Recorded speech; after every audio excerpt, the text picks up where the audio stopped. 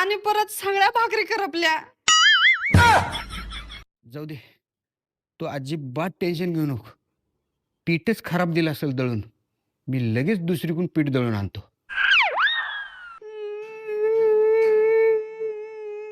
काय झालं ग सुनी? का बरं रडलेलीस? आणि भाकरी करपल्या का? होय, तुम्ही तवा नवीन आणलो, दळण दुसरीकडनं चांगलं दळून आणलो, शेगडी नवीन आणलो, तरी बी भाकरी करपल्यातच.